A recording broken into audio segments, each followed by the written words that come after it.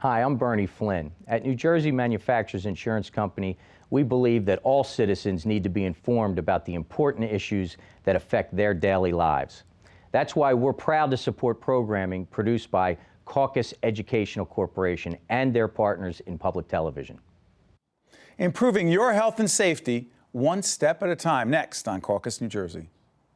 Funding for this edition of Caucus New Jersey has been provided by the New Jersey Education Association, NJM, auto insurance, homeowners insurance, and more, with a focus on safety and financial stability. Investors Bank, New Jersey Resources, JFK Medical Center, Delta Dental of New Jersey. Everyone deserves a healthy smile. And by Johnson & Johnson.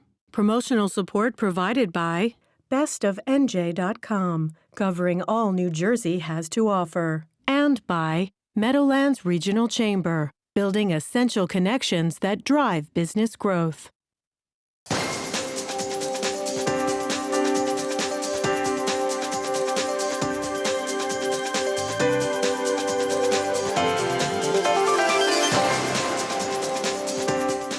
Welcome to Caucus. I'm Steve Adubato.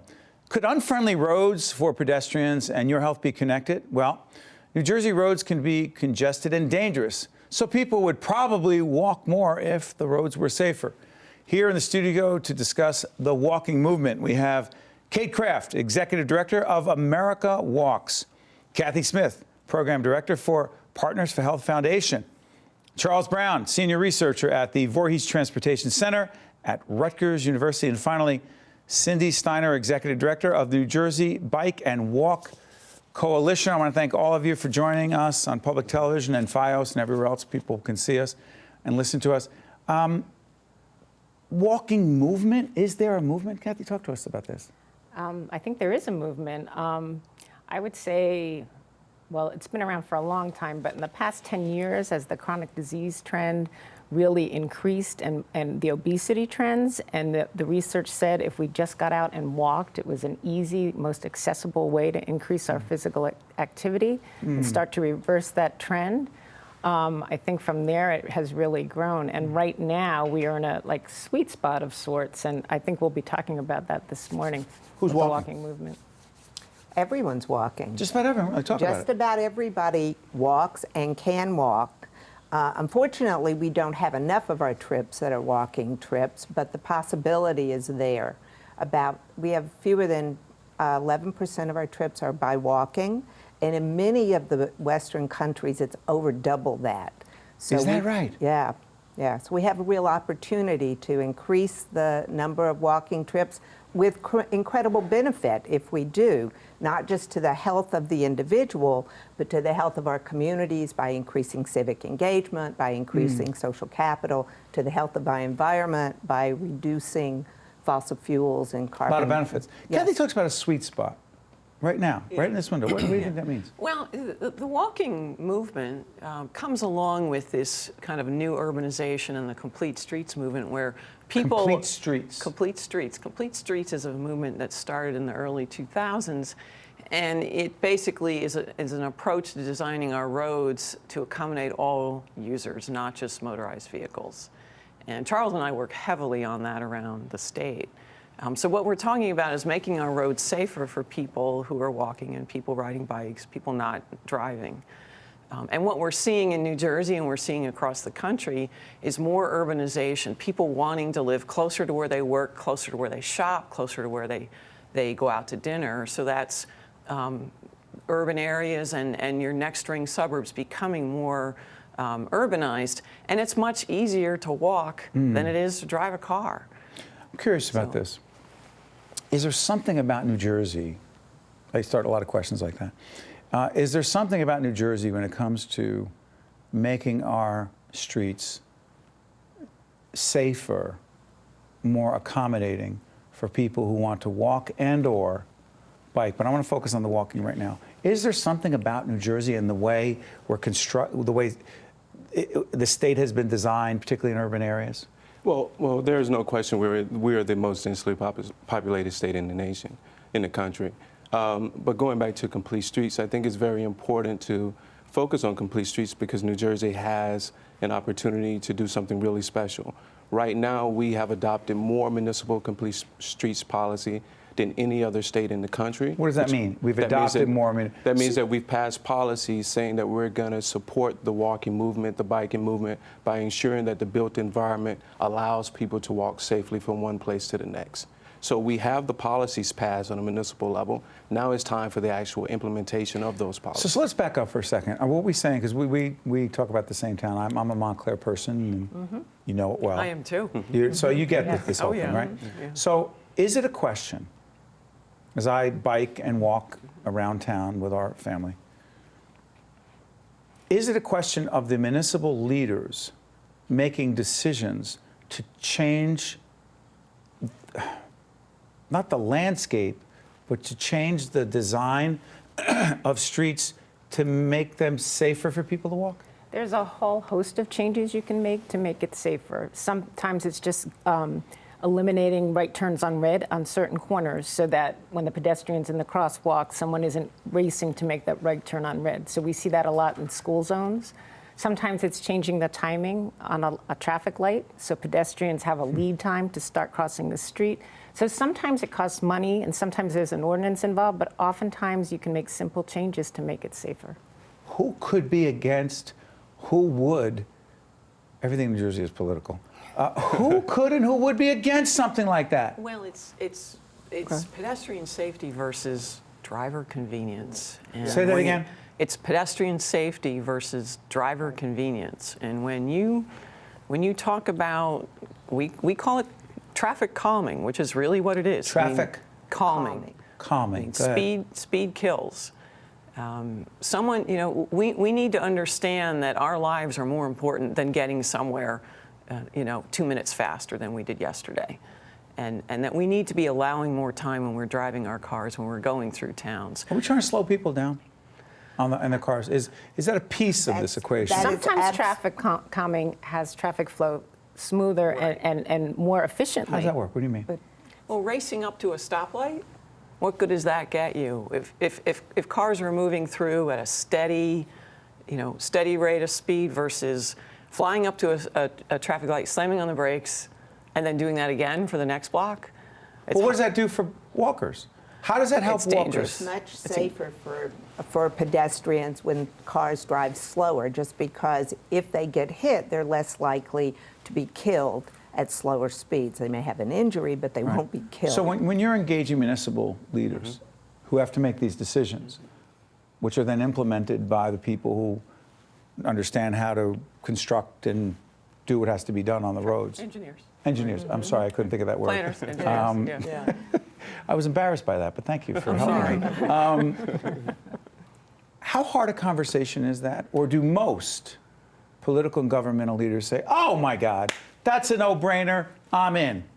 Well, it's a very hard discussion to have. Is it? Because yes, there's a myth out there that constructing an environment that's going to allow for the safety of pedestrians and bicyclists is one that's going to be costly. Yes. And it's also one that's going to be, liability is going to be concerned, because if we design it a certain way, we're going to be sued for doing something good, actually. So sued for there are what? There have been cases where people have fallen off bicycles. There have been times when pedestrians have been crossing at places where most people perceive to be unmarked crosswalks, but they're actually marked crosswalks. So there's this whole myth behind the liability aspects of pedestrian safety and the cost of improving roadways that have to be addressed. And we've put out the literature there to address that. Cyndi, Kathy, Kate, and others, we've all been working throughout the state to do that. Is there a movement? There is a movement. You're part of the movement. Oh, yeah. Absolutely. Who else is involved in this movement? we have AARP? Right, AARP. American Seniors. Heart Association. We run something called the Everybody Walk Collaborative, which is a national partnership that includes public health organizations, includes the Center for Disease Control, includes the American College of Sports Medicine, plus it includes AARP and American Heart Association, the National Physical Activity Plan, et cetera, et cetera. Sorry for interrupting. Very often when it comes to an issue, a movement, it requires a political leader, a governmental leader, to take on that issue where he or she says, that issue matters. I'm going to be the champion on that issue. Has there been any public official that we know of who says, this matters? Having pedestrians being able to walk freely, safely, it's healthier, it helps the economy, it helps the environment, all these things that we're talking about right now. You're shaking your head, you? Yeah, currently we have 2 high-level leaders. Secretary Anthony Fox at the Department of Transportation has issued a mayor's challenge on safety and has hundreds of mayors from across That's on the national level. On the national, and the Surgeon General last year issued a call to action on walking and walkable communities. Surgeon General did this. Yes. Yes, that was last September, We were and there. he continues to go around the country pushing for walkable communities. But on the local level, Yes. On the local level, I would Sure. add that Yeah. we would be remiss not to mention the New Jersey Department of Transportation, which is leading The DOT? The DOT is actually leading the Complete Streets movement in the state. Hey, how are they working with doing all that? of They're doing that first by adopting a policy and adhering to that policy themselves. Of course, there's not perfection. There are ways that they can certainly improve, but DOT is leading the charge by training municipal engineers, county engineers, planners, et cetera, throughout the state on complete streets. There's also the New Jersey NJTPA, North Jersey Transportation Planning Authority, Right. which has launched a pedestrian safety campaign called Check Your Vital Signs, Be Street Smart. So Right. they're also leading the charge. So those are 2 state level. I'm curious about this on a local level, because your foundation, your foundation, full disclosure, one of our underwriters in public broadcasting with our production company. You have a certain area where you focus, certain towns. Right. But is it fair to say that there's some towns, I'm putting you on the spot, some towns in this area of northern New Jersey that have been really good on this? Well, we've been working, we started in Montclair because that's where we're located, Yes. and then we went to West Orange, but we've been working with local municipalities and training the advocates and actually bringing in an outside consultant to look at the crash data and to prioritize projects and start small, to get small successes and to show people what can be done. And then hopefully from there will lead to, non-motorized master plans within communities, and that's a way to get to other bigger grants. But beyond those local projects that we're involved in, we also, as a foundation, belong to a funding collaborative that funds, with other funders, 43 communities across the state, New Jersey Healthy Communities Network. And New Jersey Healthy Communities Network. Go ahead. Yeah. Go on our website. We'll link to it. Go ahead. So 43 municipalities are working on making physical activity easier within those communities, and many of them have taken up walking, safe routes to school, or other projects within those small grants. They're small grants, but they can get a lot done. There are a lot of movement. There's a movement going on. There are some players going on. There's more work to be done. We're going to take a quick break. I promise we'll continue to talk about not just the benefits to you and your family for walking, but how your community can make it safer, smarter, and more accessible for you to walk, but also, frankly, the larger societal benefits. Stay with us. We'll be right back. To see more Caucus New Jersey with Steve Adubato programs, visit us online at steveadubato.org. If you would like to express an opinion, email us at info@caucusnj.org. Find us on Facebook at facebook.com/Steve Adubato PhD, and follow us on Twitter at Steve Adubato. Welcome back. We're talking about the walking movement in America, but also in New Jersey. I interrupted you because I think you had some success to talk about. Sure. We work at the local level. We identify communities that have passed complete streets policies and are now working to implement them. And we come in and we basically look for local advocates or support existing local advocates and help them negotiate their way through from a past resolution to actually getting a project implemented. And Explain it. A past resolution on, say, the municipal council? A complete streets resolution that the council has passed, meaning basically they resolve to build and maintain streets according to complete streets principles anytime they have to do any maintenance or repaving work on a street. So someone watching right now, any community in New Jersey, or we're seeing in a lot of different states, but our audience is largely in New Jersey, if they're watching right now, Charles, and they said, you know what, I want to be a part of this, what would they do? Well, there are multiple ways to be a part of it. They can contact any one of us to be a part of it. They can also contact the National Safe Routes to School or New Jersey Safe Routes to School Resource Center. Safe Routes to School. Safe Routes to School Resource Center. They can reach out to one of their local transportation management associations, TMAs. They can reach out to DOT. They can reach out to one of our 3 metropolitan planning organizations, NJTPO, DVRPC. Is there enough acronyms here? Yeah, which is why, yeah. But here's the thing. Yes. Here's the thing. It's not as if citizens are powerless in this. They can do something to get involved and engaged. Yes. And by the way, what have you seen in terms of success stories? What I've seen, one of the more recent examples was West Orange Township. I had an opportunity to work with West Orange via Partners for Health, and that was by far one of the best examples I've seen of citizen engagement and involvement. We had a meeting at the high school where over 200 plus people attended to show their support for safe walking, safe bicycling. So that was by far one of the best examples I've seen. Do you think younger people, I hate saying it that way, but younger people potentially more inclined?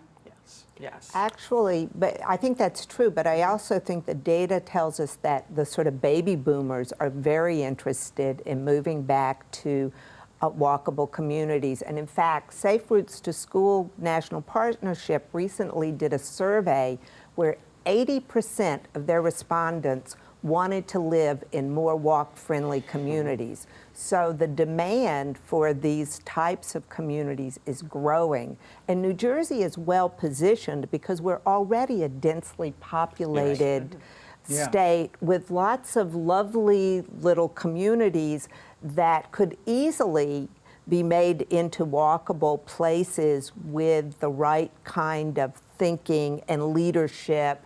And as Kathy was saying earlier, small changes could really, make a big difference here. Let me play this out a little bit. And again, I'm only talking about the town of Montclair because I know it well, but it's representative of countless communities. New Jersey has 567, I believe, as of last count, but it could have changed last week, municipalities in the state, and other municipalities around the region. I know our children go to 2 different schools right now. Elementary school and then middle school. An older one is gone in graduate school. He doesn't walk to school right now. But here's the point. Those schools are a few blocks away. And we've brought the issue up several times. Hey! And the response will be, Dad, come on. Who walks to school? Yeah. And my response is, well, you, if you would be willing to do that. And here's what happens. You've seen this in our town. Sure. The traffic congestion, just dropping a kid off in the morning is crazy. It's unhealthy. It doesn't make any sense. What can we do as parents to facilitate? Go ahead, help me. It's just feeding itself. Everyone says, well, it's too dangerous to walk, so I'm going to drive my kid. And then the next person says, well, it's too dangerous, I'm going to drive my kid. It's just feeding itself. We just need people to start realizing that they can, in fact, drop their kid off, even just a few blocks away or a block away. That's right. And keep that car out of the space, and those kids start walking. Other things that we don't need all those cars right there all jammed in front of the school. No. I'm sorry, go ahead. And some communities have started what we to call do it. walking school buses, walking programs, where you'll have a teacher or a parent organize that one block of kids on that block. Let's all meet at 15 minutes before we have to be at the school, and we'll walk together to school. Talk about that. Nutley's had tremendous success. Nutley, New Jersey? Nutley, New Jersey, with one elementary school, and they started the walking school bus, and they used to have a crowded situation in front of the, just like you're talking about, the traffic, and now they do not. They actually reversed it at this one elementary school. Hold on, because I want to understand this, because this is something, one of the things we try to do with this series is to actually give practical information that people could say, wait a minute, could I do that? Could we raise that at our school board or with our principal or superintendent or whatever? Explain again, Kathy, what they've done. So they took a little bit of money and they had incentives for the kids and they made it fun, and they had the Golden Sneaker Award, and they had the town mascot Bernie the dog show up one morning, and everyone walked together, and they did that a number of times, and then families liked it and started walking to school. This was a neighborhood school. Most of the children did not live far away. And we have that in New Jersey in a lot of places. Isolated, though? No. But there's no reason why someone watching right now can't say, That's right. wait a Absolutely minute, not. why Nutley? Why not just anywhere? Right. It could be if, anywhere. If you ask the children, they love it. They love it. want to Is that walk. They true? want to ride their bikes. Yes, they love it. It's the parents who are saying it's dangerous. And the We are studies part of show the that kids problem. are We're more part of the awake problem. and do better in school once they get there if they walk. Explain that again. Is They're it the more awake. exercise, the endorphins, Absolutely. getting our bodies moving, as opposed to you're sluggish? The kid is sitting around, has some breakfast in the morning. Kid gets in the Maybe. car, maybe. Kid gets in the car. Then there's traffic getting there. There's all kinds of. I'm sorry, maybe I'm just talking about my own family. Jump in, help out here. No, I think you're absolutely right. The way that we currently transport kids to school is not supporting their sort of brain development, whereas we are seeing when kids are more active, when they actively commute to school, they are more attentive when they get into the classroom. I didn't even think of that benefit. And there's also the sense of independence that walking to school, excuse me, provides kids that shepherding them around doesn't give them, chauffeuring them around. I walked to school today. I did it all by myself. I That's saw right. my friends in the morning before school, and we all walked together to school. Yeah, and the bottom line is when we're talking about walking to school, the fear is coming from the parents, not the children. Right. That's the bottom line. We send the message. By the way, We're Jersey sending City, the message. Hoboken, anything interesting? Yes, they're fantastic when it comes to complete. How so? Hoboken is leading the charge when it comes to innovative bicycle and pedestrian improvements. Right. They currently have done major infrastructure change throughout some of their busiest streets by making them more complete, Right. so that people can walk and bike safely to and from destinations. Jersey City, the same Yeah. way. They're leading the state in terms of doing that. You know, the two of you will appreciate this story. I was debating telling this story, but our producers encouraged me to do it. It's an embarrassing story that brings a lot of this home. I wasn't walking, but I was riding my bike. It was a Saturday, and you know Pompton Avenue, Route 23. Would we describe that as a friendly area to walk or ride a bike? Not really. No. Yeah, so anyway, long story short, there was a diner, a large diner, you know the diner I'm talking about, in Route 23. So my mom was there, and she called me, and she said, what are you doing? I said, I'm riding my bike. And she said, why don't you come and meet us for breakfast? And I was riding the bike, and I said, sure, not thinking. Google Route 23 in Verona, Cedar Grove. And I got on the bike, and I started riding, and I thought everything was fine as I rode through Montclair. I got on Route 23, and Joanna Gagos, our executive producer, head of programming, happened to be riding on the highway. It is a highway. It's a like highway. It's a four-lane This was how highway. big the lane was. Yeah. And Dangerous. her husband turned to her and said, look at that crazy person riding on the bike. And she goes, I think it's Steve. And he goes, what would your boss be doing? She goes, I don't know, but something's happened to him because he's, you know. And I pulled over and they pulled over. The point of the story is, A, I should never have been on that road. But you had a legal right to be there. Did I? Yes. Because I thought to myself, Absolutely. No, you people had a were legal beeping right their to be horns. there. I was Yes, you swerving over. did. I thought, what was I? No. I thought I was causing the No, problem. you had So a you've legal right to be experienced there. it. Yes, Yeah. this is not theoretical for me at all. No. So what should happen? But I think to myself, it's for the cars, it's not for me. But that's not really a healthy road. Yeah, and I think it's dangerous complete. to sort of think that way. I mean, more importantly, you had a choice. You chose to bicycle there. There are many dare people. I? There are many people who Who do don't not have a have a choice, choice. and so Right. that's their only means of transportation to and from their Well, job. that's interesting. So Yes. someone who works on Route 23, can't afford even bus fare, Oh my doesn't own a gosh. car, Absolutely. has to ride. They on work Route at that 23. diner. Yes. They have to get to that diner. right. And And there are Yeah. no provisions for them at all. Right. And What- streets weren't always just seen for cars. I mean, originally, streets were marketplaces, social interesting. gathering places, and mobility corridors. And we have evolved them into being just automobile corridors, and we can evolve them into being back to complete streets with multiple uses. before we finish up, we have a minute or so left. We're not against having cars on the roads. No. But we're for Transportation options. Yes. Saving lives. saving lives. These, again, the complete Complete streets. And also just doing some of those little tweaks that make it safer for pedestrians to cross the road once those cars are stopped. I mean, there's a lot that can be done. I bet you a lot of people are watching right now. We got about a minute left. A lot of people watching right now saying, you know what? I think I should be doing something here. What do you tell them right now? Give them some advice. I would tell them to check and see if there's a local organization, because there are Google Walking Organization? Yeah, Get in touch Google with us Walking also. Organization, see if there's something local. If there's not, find a way to organize it. Could be with your church members. Everyone. You're not the only one. They're not the only ones thinking this. No, Right. no. We represent over 700 local, state, and regional organizations that are doing just this, and the number's growing every month. This is good stuff. At first, I thought, we're doing a show on walking, a half an hour. We didn't even have enough time. I cannot thank all of you enough for talking about not just the health, the economic benefits, the benefits to ourselves, but benefits to society overall. You've done an important public service, and there's a lot of work to be done, and hopefully we in public broadcasting can be a part of it.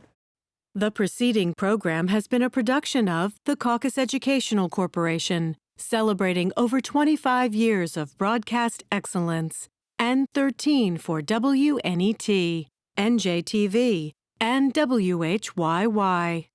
Funding for this edition of Caucus New Jersey has been provided by the New Jersey Education Association, NJM, Investors Bank, New Jersey Resources, JFK Medical Center, Delta Dental of New Jersey, and by Johnson & Johnson. Transportation provided by Airbrook Limousine, serving the metropolitan New York, New Jersey area.